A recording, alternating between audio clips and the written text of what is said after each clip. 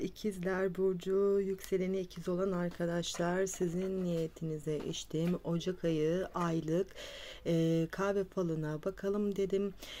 Daha sonra hafta hafta inşallah bir aksilik çıkmazsa fallara devam edeceğiz arkadaşlar. Şimdi bir aylık bir fala bakalım. Ne diyoruz? Neyse, halınız çıksın falınız. Fala da başlamadan önce ufak bir hatırlatma yapmak istiyorum sevgili dostlar, canlar.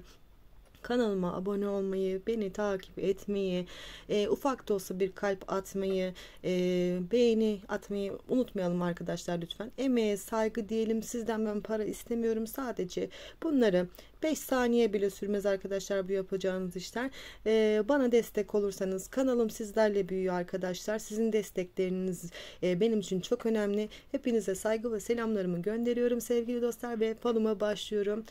Bakalım neyse, halınız çıksın falınız diyorum sevgili dostlar. Şöyle falınızın içini göstereyim arkadaşlar.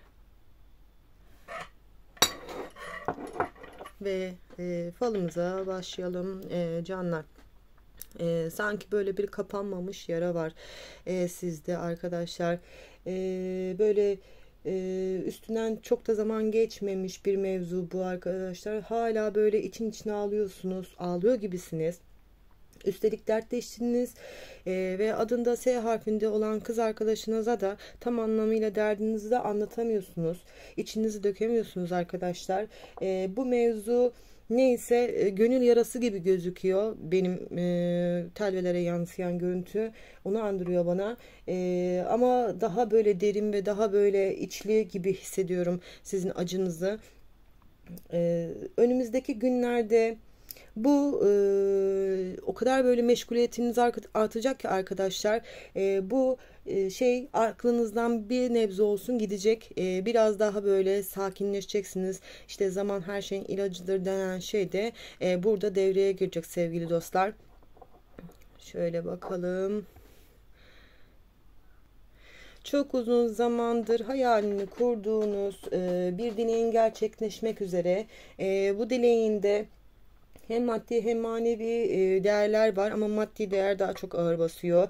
Öyle söylüyor telvelerimiz. Ama çevrenizde negatif enerji veren bir kişi var. Böyle bu kişi senin sürekli auranı aşağı çekmeye çalışıyor arkadaşlar. Çekmeye çalışmak isteyecek hatta. Böyle hatta o dönemlerde böyle bir şeyleri kaybedeceksin ama çok hızlı da bulacaksın arkadaşlar. Böyle o dileğinin gerçekleşeceği dönemlerde. Bir de böyle 2 damla gözyaşı görüyorum arkadaşlar. Bunlar sevinç gözyaşları. İnşallah diyelim. Böyle çok istediğiniz, böyle aklınızdan geçirdiğiniz bir dileğinizin gerçekleşeceğini söylüyor telvelerimiz. Buna inanılmaz derecede sevineceksiniz arkadaşlar. 18 gün sonrasına gün veriyor telvelerimiz. İnşallah diyelim. İnşallah dilekleriniz de gerçek olur. Herkesle muhatap olmuyorsunuz. Ama bazı anlarda da böyle başınızı yaslayacak bir omuz da aramıyor değilsiniz arkadaşlar.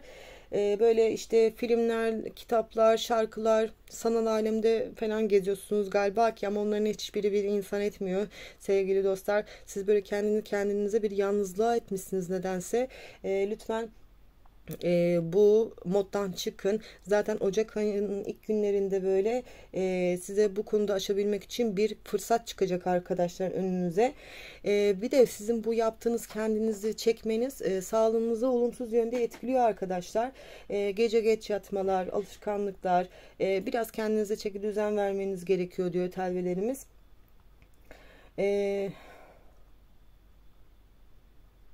Ocak ayının ilk günlerinde böyle sürekli hayatınızda bir aksilikler olabilir sevgili dostlar. Mesela nedir? Kapının anahtarını kapının üzerinde unutmak. İşte ne bileyim, tam yıkanırken çok affedersiniz ama tam yıkanırken böyle suyun kesilmesi gibi falan, yani böyle işte kapıyı anahtarının üzerinde unutmak falan. Yani Hani bunlar olacak, böyle aksilikler meydana gelecek, ama bunlar iyi günleri yaşayacağınız yaşayacaksınız ileride. Bunlar onların kefareti gibi, ön ödemesi gibi düşünün arkadaşlar. Böyle ilk önce bazı aksilikler göreceksiniz ama sonrasında gayet de güzel hayatınızda sevinçler yaşayacaksınız sevgili dostlar. İş yerinizde birine dikkat etmeniz gerektiğini söylüyor telvilerimiz. Size böyle bir şey yapamıyor şu an ama böyle kolluyor. Yani bir açığınızı bulsam, bir açığınızı çıkarsam hemen zaten bunu bir şekilde ne bileyim üstünüze söyleyecek ya da sizden sorumlu kişiye söyleyecek ve sizin böyle çekememezlik var arkadaşlar. Ah, sıkıntılı bir insan yani, anlayacağınız. Böyle orta yaşını almış ikizler burcundaki dinleyicilerim, böyle kalp sağlığınızla ilgili biraz böyle bir problem yaşayabilirsiniz. Aileden gelme bir sağlık problemiymiş gibi gözüküyor. Böyle bir ağrı, sızı, böyle çok anormal, saçma sapan bir zamanda çıkacak arkadaşlar karşınıza. Kontrollerimizi aksatmayalım diyor telvelerimiz.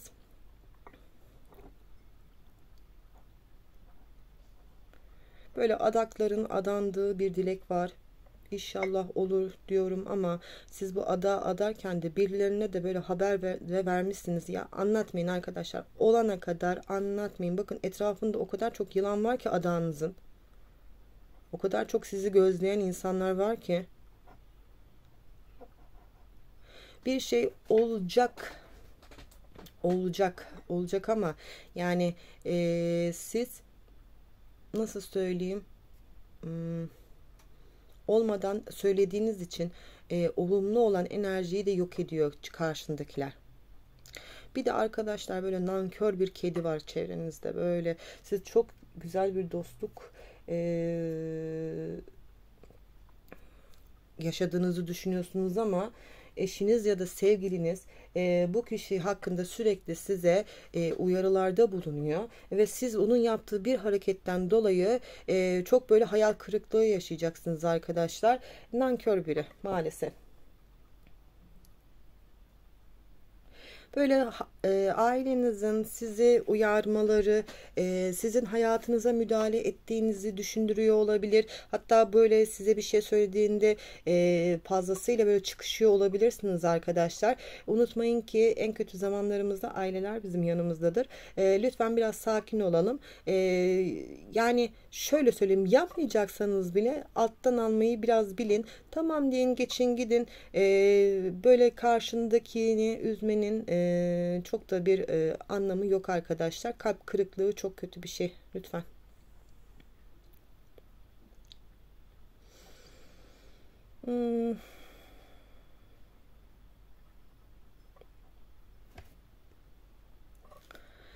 Yani dost görünüp de olmayan çok insan var çevrenizde arkadaşlar. Bir şey yapmak istemişsiniz, bakın. Bir şey planlamışsınız. Maalesef yanınızdaki kişi bunu böyle bir şekilde duyurmuş. Duyurduğu için de karşıdaki taraf şöyle söylüyor. Yapamazlar ki zaten. Nereden yapacaklar? Nasıl yapacaklar diye böyle dillendirmişler. Ama görsen yanınızda eş, dost, akraba gibi gözüküyorlar bu kişiler. Acı gerçekler. Maalesef böyle hayatımızda insanlar oluyor. Ve tabağımıza da şöyle bir bakalım.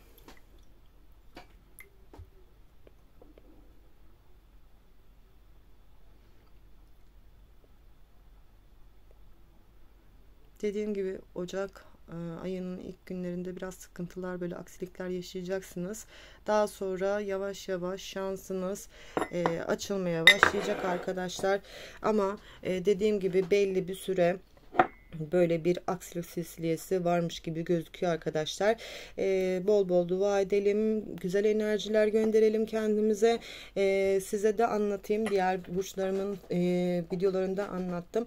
Enerji arkadaşlar, enerji böyle sizin iyi ya da kötü olduğunuzu düşünmez sevgili dostlar. Siz güzel enerjilerinizi gönderin ki hayatınızda bazı şeyler değişsin. Mesela Ben bir hastalığım vardı. Bu hastalığımla ilgili bir enerji çalışması yaptım arkadaşlar. Sadece gece ve yatarken, gündüz kalkarken kendi kafamda bu hastalığımla alakalı bir döngü oluşturdum. Yani olacak, düzeldim, yaşadım, ettim falan dedim. Ve arkadaşlar 15 gün sonra ben hastalığımı yendim.